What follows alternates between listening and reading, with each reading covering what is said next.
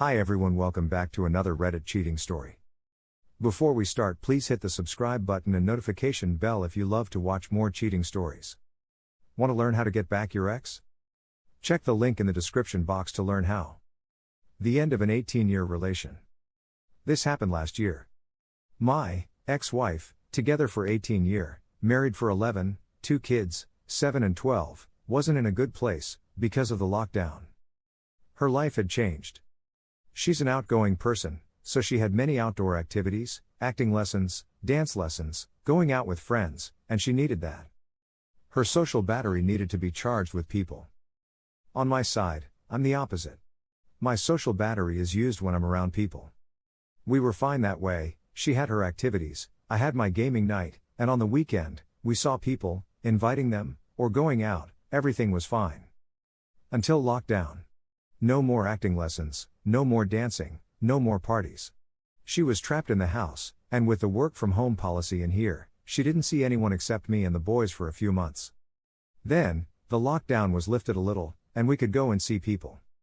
So we helped a friend move out, and that was where she saw an acquaintance, and there was a spark. I think she saw a way to be free again. On January 31, 2021, she fell in love with another guy. That's when she started to trick me. She invited her side piece and the friend we helped move for dinner, and while I was chatting with said friend, she was in another room, making out with him. She invited him several times for game night, always with another friend, so I didn't suspect a thing. This kept going for some time when, out of the blue, in April, she told me that she wasn't in love with me anymore. She still liked me, I was still her best friend, her first love, the father of her children, but not her lover anymore. I proposed to see a therapist together to sort things out, and I even told her that I could move out, find a rent while we were trying to make things back on again. And she accepted that. 2 weeks later, while on a short vacation with her family, her mother, stepfather, brother, sister, I discovered the truth. She had a notification late at night, while she was sleeping next to me, and the light on her phone annoyed me, so I took her phone to make it disappear. That was a WhatsApp message. From Sheila, saying "Good night my love," as a response to a selfie saying "Good night, I love you." I read a few messages, that must have been a mistake. And I saw a selfie of Sheila, that fucking man. And lot of pictures of them together. A lot of heart emoji. My heart stopped for a minute. What was happening? Question mark. A few seconds later, she woke up and frantically searched for her phone. I told her. I said that I saw the messages, that I knew she was cheating, and she started crying. And I cheered her up. I still couldn't believe what I saw. She was the one, she was sad, I had to do something.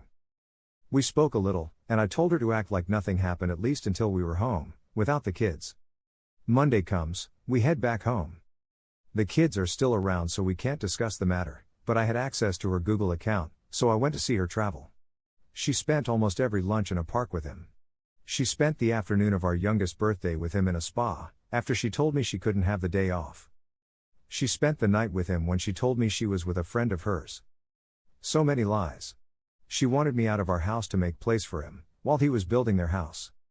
I saw bits and pieces of chat where he showed her the plans with "These are the bedrooms for the kids, and what do you think of this table?" I was fuming. I wanted all the truth, so I blackmailed her. Either you show me the WhatsApp messages, and you tell me everything, or I publish a nice Facebook status, identifying every friend we have in common, to announce that she was leaving the house because she cheated on me with XXX. She knew I would do it, so she told me. She showed me. I didn't kick her out of the house, but out of the bedroom. After I regained composure, we talked. I told her I wanted her out of the house as soon as possible, but at the same time, we couldn't tell the boys at that time. The oldest had important tests at school coming up, and I knew he would be so devastated that it could ruin his school year. These tests would allow him to go to a sort of junior high school.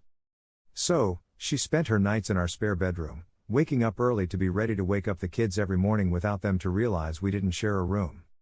On the 1st of July, she left the house to rent something, while the kids were in summer camp.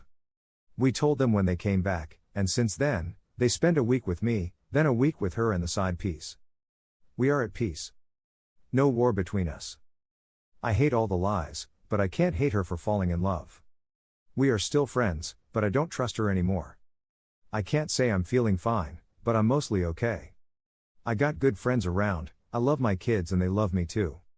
I'm still single, but I feel I'm ready to meet someone. On her side, apparently, things are not as fine. But that's not my problem, as long as the kids are okay. There it is. I don't think I forgot a lot of things. Anyway, I needed to vent. Thanks for reading. Here are some of the best comments from our community. I think you don't need to get in their relationship. She is your ex-wife now, so talk with her regarding your children only. What happens in her personal life is now not your problem.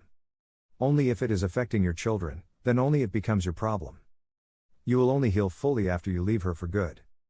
You don't need to trust her. After all, you have no need to trust her. Except your children, she have no relationship with you. Also, don't become her friend or a person for her comfort. That is a disrespect to yourself.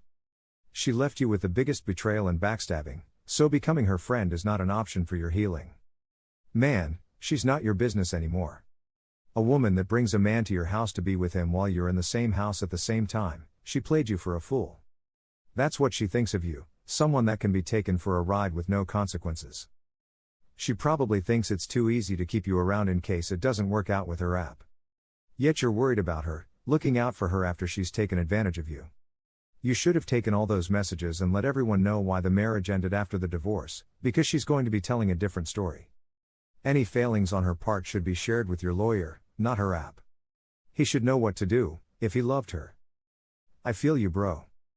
Been there, done that. You sound very healthy and mature to me. The best that you can do is let her go and wish her the best. And no, don't take her back if things fall apart. She chose her path, and now you need to walk your path. Focus on yourself and make yourself happy. Lead by setting an example of your boys. Our children become what we are. If we are gloomy, pessimistic, resentful, etc., they will become like that, too. So become the best person you can be, because that's what you hope for them as well. Don't dwell on why and don't make excuses for either of you that led to this point. Try to examine your relationship objectively, so that if you still have faith and love, you can avoid the same mistake in the future. I think we relied on each other to make ourselves happy, when it is up to ourselves to make us happy. We throw our problems on each other and expect the other person to fix them for us. In another word, codependency. So that's what I am working on myself. I wish you the best and am sorry your marriage came to an end. Listen, friend, I am glad you're moving and can be civil with her for the children. However, she lied, cheated and made an absolute fool of you. I don't believe you should be okay with her falling in love during her marriage to you. F her. She deserves zero respect from you. She's trash and he's trash. So here your kids live in a landfill half the time. She started an affair and then fell in love, unless it was love at first sight. We all know it wasn't. She was a social person who likes attention, and when everything was locked down she sought out someone to give her some attention. She got sucked into the nur and the excitement of an affair and got carried away thinking the grass was greener. Now she has problems with her kids and family and apparently drinks too much. That doesn't sound like love, it sounds like the end of an affair. Her bringing this guy to your house to interact with you and your kids, then to sneak into the next room to fool around just shows part of why she had the affair to begin with. Many people who have affairs get off on the forbidden aspect of it, of the thrill of getting away with something and sneaking around. It's clear to me this is something your ex found exciting. I know you've taken the high road in all of this, but I hope you realize this woman doesn't have to be and likely isn't your friend. You can be civil and co-parent effectively without being friends. I know why she wants to be friends, because it makes her feel like less of a monster. I'm less sure why you feel the need to call her a friend. It doesn't seem like she has acted like a friend towards you or your children recently, so why give her a pass on being friends? If anyone else other than your ex had treated you that way, you wouldn't call them a friend, so why should you expect less from the person that was supposed to love you the most? Again, being friends isn't necessary to co-parent well together. Best of luck to you and your children. Thank you for watching. Let me know what you think in the comments below. Remember to subscribe and hit the notification bell.